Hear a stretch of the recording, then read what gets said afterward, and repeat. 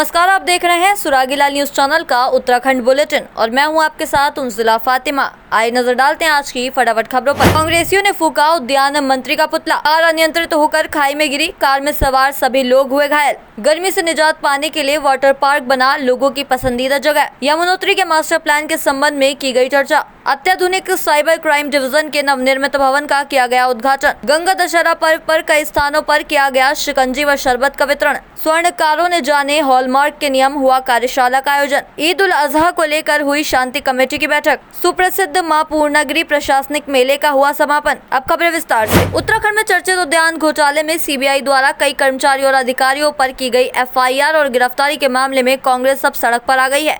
ऐसे में कांग्रेस पार्टी ने उद्यान मंत्री गणेश जोशी का इस्तीफा भी मांगा है। रविवार को हल्द्वानी में कांग्रेस ने उद्यान मंत्री गणेश जोशी का पुतला फूका और जमकर नारेबाजी की। इस दौरान कांग्रेस के नेताओं ने कहा कि उद्यान विभाग में घोटाले में कर्मचारियों और अधिकारियों के साथ ही उद्यान मंत्री भी संलिप्त हैं। ऐसे में उनका इस्तीफा होना चाहिए। संवाददाता दीपक अधिकारी की रिपोर्ट। मंत्रालय में जिस तरीके से उद्यान घोटाला में आज कुछ अधिकारियों को नाम आए हैं और जिस तरीके से उन अधिकारियों पर कार्रवाई की बात की जा रही है, तो हम लोगों को ये कहना है कि जिस तरीके से सरकार में इसमें जो गणेश जोशी है वो मंत्री रह चुके हैं, मंत्री हैं और उनका भी कहीं न कहीं पर इसमें संलिप्तता पाई जाई है, लोगों के मुंह से बात आती है। तो हम चाहते हैं कि इस प्रकरण की पूरी जांच हो और जब तक ये जांच नहीं हो जाती है, पूरी नहीं हो जाती है, तो ये गणेश जोशी इस मामले में इस्तीफा दें और इसकी जो न्यायिक जांच है वो पूरी हो। जब तक न्यायिक जांच पूरी नहीं हो जाती है तब तक गणेश जोशी जी को अपने पद में रहने का कोई अधिकार नहीं है। ये हमारा मामला है और उनको नैतिकता के आधार पर इस्तीफा देना चाहिए। इसलिए आज हम लोग उनका पुतला दहन किया। चर्चित उद्यान घोटाले में जिन अधिकारियों और कर्मचारियों पर मुकदमे का मामला सामने आया है, उसकी कांग्रेस परिवार घरों निंदा करती है। उसी के चलते आज हम सभी लोग यहाँ पे राज्य सरकार का पुतला दहन करने के लिए एकत्रित हुए हैं। हम सभी लोगों का यही कहना है सरकार से कि जल्द से जल्द उद्यान मंत्री श्री गणेश जोशी जी अपना तत्काल इस्तीफा दें। धन्यवाद। विभाग में जो कर्मचारियों के ऊपर मुझे लगता है उनके विभाग ने उत्पीड़न का काम किया है, क्योंकि जब भी कोई घर में काम होता है तो परिवार के मुखिया को शाबाशी दी जाती है। उसी प्रकार गणेश जोशी तत्काल प्रभाव से उनको इस्तीफा देना चाहिए। नैतिक उनकी जिम्मेदारी बनती है। अगर परिवार में कुछ भी गलत होता है, विभाग में कोई गड़बड़ी होती है, तो सबसे बड़े मुखिया वही है, तो उनको तत्काल प्रभाव से इस्तीफा देना चाहिए। मूल रूप से बेरीनाग और हाल निवासी हल्द्वानी गणेश जोशी अपने परिवार के साथ बेरीनाग पूजा पाठ के कार्यक्रम में शामिल होकर शनिवार को शाम वापस कार से भतरोज खान होते हुए हल्द्वानी की ओर आ रहे थे। इसी बीच बताया जाता है कि स्वराल में अचानक कार के ब्रेक फेल हो गए और कार करीब 300 मीटर सड़क के नीचे जा गिरी। आसपास के लोग मौके पर पहुंचे और उन्होंने सभी घायलों को गाड़ी से बाहर निकालकर रामनगर के सरकारी अस्पताल उपचार के लिए पहुंचाया। वहीं अस्पताल पहुंची पुलिस ने घायलों के परिजनों से घटना के संबंध में जानकारी लेते हुए जांच शुरू कर दी है। संवाददाता राजीव अग्रवाल की रिपोर्ट। जी, ज़्यादा तो मुझे जानकारी नहीं है, मगर ये लोग जो गणेश जोशी जी हैं, ये पूजा के लिए अपने घर मूल निवास बेरीनाग रैतोली गए थे। लौटते समय ये हादसा हुआ है और किस प्रकार हुआ है ये ज़्यादा जानकारी मुझे है। वापस कहाँ आ रहे थे? वापस हल्द्वानी। तो गाड़ी जो गिरी है किधर क्षेत्र में गिरी है? ये सौराल जगह है। कितने मीटर नीचे गिरी है? लगभग बता रहे हैं, जो गांव वाले ने बताया कि लगभग 300 मीटर बता रहे हैं। तो आप रामनगर अस्पताल आए? जी। तो यहाँ से रेफर कर दिया? यहाँ से रेफर हल्द्वानी के लिए करवा लिया। चार लोग बड़े थे, 2 बच्चे थे। चिलचिलाती गर्मी में तन को राहत दिलाने के लिए इन दिनों लोग एक तो शरबत का मजा ले रहे हैं, दूसरा वाटर पार्क में डेरा जमाए बैठे हैं। हल्द्वानी में भी कुछ ऐसा देखने को मिला, जहां शहर के कुछ दूरी पर स्थित बेल बाबा मंदिर के पास स्थित वाटर पार्क में सुबह से ही लोगों की भीड़ देखने को मिल रही है। स्थानीय लोग और पर्यटक अपने बच्चों के साथ जमकर मस्ती करते हुए नजर आ रहे हैं। संवाददाता दीपक अधिकारी की रिपोर्ट। हमें यहाँ वहाँ के बहुत अच्छा लग रहा है और गर्मी से बिल्कुल राहत मिलती है। हम सुबह 10 बजे आ जाते हैं, शाम को 6 बजे रहते हैं। मैं 4-5 बार आ गई यहाँ पर। बहुत मज़ा आता है और फैसिलिटी बहुत अच्छी है। पानी भी गंदा नहीं कर रखा है, बहुत साफ़ है। ऐसी कोई प्रॉब्लम नहीं है। बच्चों के लिए भी पूरी फैसिलिटी दी है, ट्यूब वगैरह सब कुछ फ्री है इसमें। हमने अपने मोबाइल में देखा था ना यहाँ का, तो बहुत चर्चा हो रहा था, बहुत अच्छा लगा। तो हल्द्वानी से हम आए हम लोग। ये हमारी भांजी मुरादाबाद से आई हुई है, तो मामा बोली घुमाने ले लो, तो मैंने चलो घुमा के आज नदी देख के आता हूँ पार्क कैसा वहाँ का। तो यहाँ पे आए तो बहुत अच्छा, बहुत बढ़िया लगा। हल्द्वानी के काफ़ी लोग हैं यहाँ पर, बहुत ही लोग हैं और यहाँ पर लग भी अच्छा रहा। तो लेके आई हूँ। बहुत गर्मी इतनी है कि कहीं रह नहीं सकते हैं। लाइट कितनी गई है, तो कहीं बच्चों को ठंडी जगह चाहिए, तो यहाँ वाटर पार्क मेरे को बहुत, मैंने सुना इसका नाम, तो मैं यहाँ से आई हूँ। मैं मुझे बहुत अच्छा लग रहा है। मैं हरिद्वार से आई हूँ अपने बच्चों के संग, अपने मम्मी पापा के घर। तो मेरी फ्रेंड ने मुझे बताया यहाँ पे एक न्यू वाटर पार्क खुला है, तो मैं अपने बच्चों को लेके आई हूँ। बहुत इंजॉय किया हमने यहाँ पे। क्लीन वाटर है, एकदम फ्रेश, और खूब मज़ा आ गया। मैं तो आया हूँ वैसे मुंबई से, और मेरे किसी मित्र के द्वारा मेरे को पता लगा यहाँ का। तो सर देख रहे हैं आप, जिस हिसाब से गर्मी दिन पे दिन बढ़ते जा रही है, खास तौर से उत्तराखंड में जिस हिसाब से गर्मी बढ़ रही है दिन पे दिन। कल की डेट में मैंने देखा था 44 पॉइंट कुछ डिग्री टेम्परेचर हल्द्वानी का था। यहाँ आकर के बड़ी राहत मिली है डिज्नीलैंड वाटर पार्क में अपने। ये जिस मित्र ने मेरे को सजेस्ट किया, मेरे को दिल से बड़ा उसकी दुआ देता हूँ उसको। उसने मेरे को बहुत अच्छी जगह बताई है डिज्नीलैंड वाटर पार्क के बारे में। पर्यटन मंत्री सतपाल महाराज की अध्यक्षता में उत्तराखंड पर्यटन विकास परिषद गढ़ी कैंट देहरादून में बैठक आयोजित की गई। बैठक में वेडिंग डेस्टिनेशन, टिहरी झील निर्माण कार्य समेत गंगोत्री यमुनोत्री के मास्टर प्लान के संबंध में चर्चा की गई। पर्यटन मंत्री सतपाल महाराज ने बताया कि बैठक में विभिन्न प्रस्तावों पर चर्चा की गई। इसके तहत एडीबी की ओर से टिहरी के विकास के लिए कुछ 1294 करोड़ की फंडिंग को मंजूरी दी गई है। इसके तहत टिहरी में 15.7 किलोमीटर पर्यटन सड़क और साइकिलिंग ट्रैक का निर्माण किया जाएगा। इसके साथ ही बैठक में महासू देवता के मास्टर प्लान को मंजूरी दी गई है। संवाददाता सुनील राज की रिपोर्ट। आज सारी योजनाओं की जो है यहाँ पर जो है बैठक हुई है, और इसमें एक्सटर्नल एडिड प्रोजेक्ट्स जो टिहरी लेक के हैं, जनपद टिहरी के विकास हेतु एशियाई विकास बैंक एडीबी के द्वारा जो है 1294 करोड़ मात्र की फंडिंग की मंजूरी जो है दे दी गई है, जिसके अंतर्गत कोटी कॉलोनी में डोबरा चांटी ब्रिज तथा 15.7 किलोमीटर लंबी पर्यटन सड़क, जिसमें समर्पित साइकिलिंग ट्रैक, व्यू पॉइंट, समर्पित होकर क्षेत्र तथा कोटी कॉलोनी से दीवार गांव तक 450 मीटर लंबा ग्लास बॉटम पैदल यात्री सस्पेंशन ब्रिज आदि का जो है निर्माण होना उसमें होगा। इसके साथ साथ महाशू देवता मास्टर प्लान, जिसके अंतर्गत 2 चरणों में 61 करोड़ मात्र 50 करोड़ रुपए ये पहला फेज होगा। उसके बाद जो है बाकी पैसा जो है उसके कार्य प्रस्तावित किए गए हैं। तो बहुत ही महत्वाकांक्षी योजना है, और ये पूरा जो हमारा महाशू देवता जो मास्टर प्लान है ये पूरा बनकर के तैयार होगा। अर्थात इसमें जो कुल राशि 111 करोड़ की जो राशि जो है इसके कार्य जो है प्रस्तावित हैं। महाशू देवता के इल्यूमिनेशन और फकेट लाइटिंग के अंतर्गत जो है 94,36,000 मात्र की वित्तीय स्वीकृति प्रदान की गई है। चाहे तो एक साथ होनी चाहिए, सब लोग एक साथ बैठना ही नहीं चाहते। पापा, ट्राई दिस। लो, सब लपक लिए।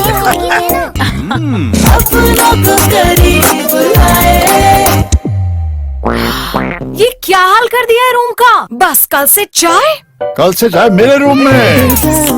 देवर पान नमकीन। जिस तरह से साइबर ठगी के मामले बढ़ते जा रहे हैं, उसी को देखते हुए जिले के कप्तान एवं साइबर क्राइम के नेतृत्व में आज पुलिस कार्यालय रुद्रपुर में अत्याधुनिक साइबर क्राइम डिवीजन के नवनिर्मित भवन का उद्घाटन किया गया, जिसमें होटल कोर्टयार्ड, डॉल्फिन आर्किड व इंटाक कंपनी द्वारा विशेष सहयोग किया गया।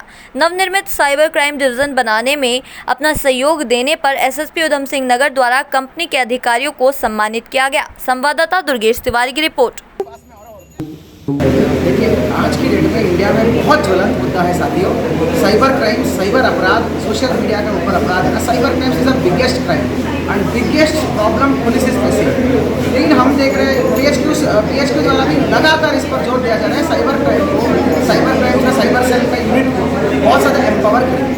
लेकिन हमने देखा विगत कई 1-2 साल से मैं भी देख रहा हूँ कि वो जो सेल के रूप में पुलिस ऑफिस की एक बॉक्स में सिमट जाता है, उससे ना सर्विस हम ठीक से देख पाते कस्टमर मतलब पब्लिक, जनता को, और ना ही सर्विस बेस्ड अप्रोच है। किसी को लगता है एसएसपी ऑफिस में जाओ, एसएसपी ऑफिस के अंदर 2 मंजिला 3 मंजिला चढ़ो, वहाँ कोई बॉक्स में बैठा हुआ है। It is more like a police का मतलब एक तरीके से बहुत खौफ रह जाता है। तो हम इसको बहुत एक most people friendly, public friendly way में हम इसको बहुत बड़ा इंफ्रास्ट्रक्चर के रूप में, बहुत बड़ी यूनिट के रूप में डेवलप करना चाहते थे। इसी के क्रम में CSR के माध्यम से हमारा ARO साहब, SP सिटी साहब, SP क्राइम साहब, CO साइबर साहब, इन सभी लोगों का एक टीम वर्क से हम लोगों ने एक डेवलपमेंट प्रोजेक्ट लिया है। तो साइबर सेल को अपग्रेड करके इंफ्रास्ट्रक्चर रूप में, टेक्नोलॉजी के रूप में, सभी रूप में हमें अपग्रेड करके एक साइबर क्राइम डिवीजन बनाया है। वो केवल एक सेल के रूप में काम नहीं करेगी, ये आप देख पा रहे हो मिनी बैंक की तरह काम करेगा। बता दें कि रविवार को गंगा दशहरा पर्व को लेकर लोगों में भारी उत्साह देखने को मिला, तो वहीं नगर में अलग अलग स्थान पर विभिन्न सामाजिक संस्थाओं द्वारा राहगीरों को शिकंजी एवं शरबत का वितरण किया गया। वर्तमान में भीषण गर्मी में जहां एक और जनता बुरी तरह परेशान है, तो वहीं गर्मी को लेकर सामाजिक संस्थाओं द्वारा किए जा रहे इस प्रयास के कार्यक्रमों को लेकर जनता ने भी उनकी जमकर सराहना की। पुरानी तहसील चौक पर पवन जैन व उनके सहयोगियों के द्वारा शिकंजी वितरण का कार्यक्रम किया गया। संवाददाता राजीव अग्रवाल की रिपोर्ट। गंगा दशहरे के उपलक्ष्य में ये विगत 5 वर्षों से मैं ये शिकंजी का प्रोग्राम करता हूँ रामनगर में, और इसी संदर्भ में आज भी शिकंजी बांटने का प्रोग्राम मैंने रखा है और जनता बड़े हर्षोल्लास के साथ मेरी शिकंजी पीती है। मुझे इस बात की बहुत खुशी होती है। जब शुरू साल मैंने प्रोग्राम करा तो मुझे लोगों ने कहा कि आपने बहुत अच्छा प्रोग्राम करा, तो मैंने मन बनाया कि ये जब तक मैं जिंदा रहूँगा मैं ये प्रोग्राम हर साल करता रहूँगा और अपने इस तरह से अच्छा प्रोग्राम करने की कोशिश करता हूँ मैं, और जनता मुझे बहुत सराहना करती है, इसकी मुझे बहुत अच्छा लगता है। मुझे शहर के एक होटल में भारतीय मानक ब्यूरो के तत्वावधान में आयोजित ज्वेलर्स जागरूकता कार्यक्रम के तहत ज्वेलरी प्रतिष्ठानों के स्वामी एवं उनके प्रतिनिधियों को हॉलमार्क के नए नियमों की जानकारी दी गई। पुराने नियमों के बदलाव के संबंध में भी बताया गया। भारतीय मानक ब्यूरो BIS के राज्य प्रभारी सौरभ तिवारी ने बताया कि सेमिनार का उद्देश्य ज्वेलर्स को ज्वेलरी से जुड़ी सही जानकारी देना है और हॉलमार्क के नियमों के प्रति उन्हें जागरूक भी किया जाना है। उन्होंने कहा कि वर्तमान समय में किसी भी व्यापार को लेकर के उससे संबंधित नियमों की जानकारी होना बेहद जरूरी है। संवाददाता दीपक अधिकारी की रिपोर्ट। मनी शहर में भारतीय मानक ब्यूरो जो कि हॉलमार्किंग स्कीम को देशव्यापी स्तर पर चला रहा है, एक जागरूकता कार्यक्रम का आयोजन किया जा रहा है, जिसमें हमने यहाँ के शहर के जो ज्वेलर्स हैं और निकटवर्ती क्षेत्रों के जो ज्वेलर्स हैं उनको आमंत्रित किया है और उनको यह बताने का प्रयास है कि वह जाने कि हॉलमार्किंग स्कीम के क्या फ़ायदे हैं, उससे क्या उनको उपलब्धियाँ हासिल हो सकती हैं। क्योंकि कुछ सामाजिक भ्रांतियाँ आप कह सकते हैं कि लोगों को लगता है कि हॉलमार्किंग स्कीम को अपनाने के बाद उनके बिजनेस में लॉसेस हो सकते हैं और उनको कहीं पे चीटिंग का, जैसे आपने कहा, फ्रॉड का भी शिकार हो सकता है। तो आज हमारा उद्देश्य ये है कि ज्वेलर्स कम्युनिटी के सारे जो डाउट्स हैं, जो भ्रांतियाँ, उनको दूर करें और हॉलमार्किंग से संबंधित जितने भी उसके फ़ायदे हैं उसके बारे में उनको हम बताएं। ये कहाँ कैंप लगाया गया आप लोगों का, कहाँ हो रहा है? देखिए, उत्तराखंड के समस्त जिलों में हमने ये डिसाइड किया है कि इस कैंप को हम लगाएंगे, इस तरह की वर्कशॉप को करेंगे। इससे पहले अभी हमने बिजनौर शहर में एक जो है इसी तरह का आयोजन किया था, जिसमें कि बहुत ही तादाद में लोग आए और उन्होंने इस कार्यक्रम के सक्सेस होने में बहुत बड़ा योगदान दिया। उसी तरीके से आज हम हल्द्वानी में भी एकत्रित हुए हैं और जो मेरा संपर्क रहा है यहाँ की ज्वेलर एसोसिएशन के साथ, वो बहुत ही पॉजिटिव है इस तरह के आयोजन को लेकर। ये सरकार ने जो ये निकाल रखा है मानक ब्यूरो के, उसमें जो भी स्टैंडर्ड है हमारे, उसको फॉलो करना हमारा सबका दायित्व है और ये ग्राहकों के लिए, विशेष तौर पर जो उपभोक्ता हैं, उनके लिए बहुत एक अच्छा संदेश जाता है कि भाई आप जैसे ISI मार्क है या आप हॉलमार्किंग है, इन चीज़ों को अगर लें तो वो ये गुणवत्ता जो है पूर्ण करते हैं। तो गुणवत्ता की चीज़ें लोग वो करें, ग्रहण करें, तो उससे एक अच्छा मैसेज जाता है। और आज हमारे भारतीय मानक ब्यूरो के सम्मानित पदाधिकारी यहाँ आए हुए हैं, तो वो इसी बात को जागरूकता के तहत हमारे स्वर्णकार एसोसिएशन के लोगों को समझा रहे हैं। सबसे पहले बात तो मैं आपको बता दूं कि कस्टमर को जो पहले 24 कैरेट का गोल्ड मिलता था, उसमें शुद्धता का ध्यान बिल्कुल भी कस्टमर को नहीं रहता था। लेकिन अभी जो भारत सरकार के द्वारा ये कदम उठाया गया है, तो ये कस्टमर के फ़ायदे के लिए उठाया, क्योंकि 916 22 कैरेट की ज्वेलरी जब वो खरीदता है तो उसमें 6 डिजिट का नंबर भी होता है, तो वो आराम से चेक कर लेता है, उससे उसको साथ कोई धोखाधड़ी नहीं होती है कस्टमर के साथ। सोमवार को पूरे देश में ईद उल अजहा मनाई जा रही है। वहीं लोहाघाट में ईद को शांतिपूर्ण तरीके से संपन्न कराने को लेकर SP चंपावत के निर्देश पर रविवार को लोहाघाट थाने के SHO अशोक कुमार के निर्देश पर दोनों समुदायों के लोहाघाट थाने में बैठक आयोजित की गई। बैठक में SHO ने ईद को शांतिपूर्ण तरीके से मनाने की अपील की। SHO ने कहा कि सुप्रीम कोर्ट व सरकार द्वारा जारी किए गए निर्देशों के तहत पर्व में कोई नई परंपरा शुरू नहीं की जाएगी, प्रतिबंधित पशुओं की कुर्बानी नहीं दी जाएगी। संवाददाता लक्ष्मण बिष्ट की रिपोर्ट। ये व्यापार मंडल और जो है दोनों समुदाय, जो हमारे समुदाय हैं, उनके मीटिंग रखी गई थी बकरा ईद को लेकर, और जो माननीय न्यायालय के दिशा निर्देशों का अनुपालन के लिए भी उन्हें अवगत कराया गया है, ताकि हमारे यहाँ बकरा ईद जो है शांति से मनाई जा सके। जो माननीय उच्च न्यायालय ने दिशा निर्देश दिए हैं, उनके आधार पर ओपन में कभी भी मतलब कुर्बानी नहीं की जाएगी। जहाँ कुर्बानी एक ही स्थल जो नियत है वहाँ पर की जाएगी। तीसरा, कुर्बानी जहाँ पर भी होगी और चारों तरफ से कवर्ड होगी। व्यवस्था जो भी पॉइंट है जहाँ ना कुर्बानी का पॉइंट बनाया गया है या जहाँ कुर्बानी होने के चांसेस है, हालांकि इनके द्वारा बताया गया कि अधिकांश कई जगहों पर कुर्बानी नहीं होती, घरों में ही करते हैं चुपचाप, लेकिन फिर भी जो है हम उसके उसमें जो है क्या कहते हैं, जहाँ ओपन ना करें, इस स्तर को देखते हुए मस्जिदों में भी लोगों को दिशा निर्देश देंगे और अपने जो आदेश निर्देश हैं उनका प्रिंट निकाल कर उन्हें मस्जिदों में वितरित कर देंगे, ताकि जो है कोई भी ऐसी घटना ना घटे जिससे कि माहौल ख़राब हो। और से जितने पॉइंट बनाए मस्जिदों में भी तैनात रहेगी और शहर में भी शांति व्यवस्था की दृष्टि तैनात रहेगी।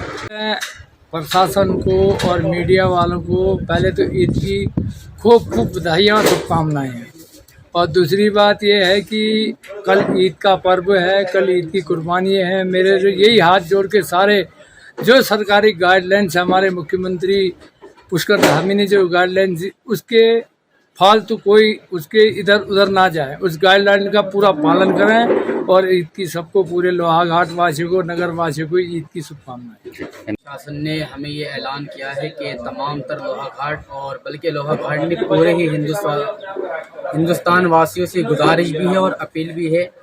हमारा प्रशासन हमारे साथ में हमेशा खड़ा रहता है और उनका हमें सहयोग भी करना चाहिए।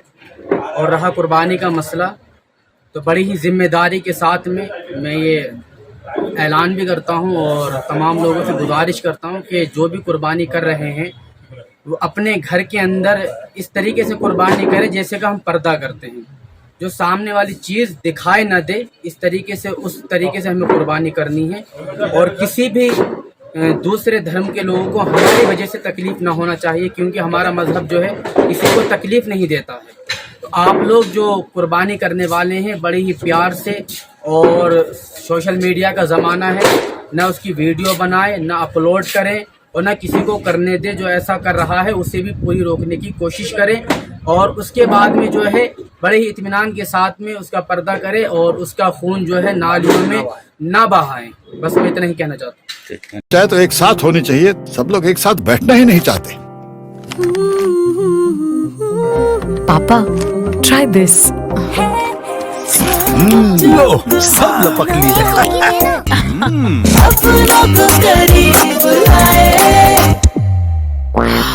ये क्या हाल कर दिया है रूम का? बस कल से चाय मेरे रूम में।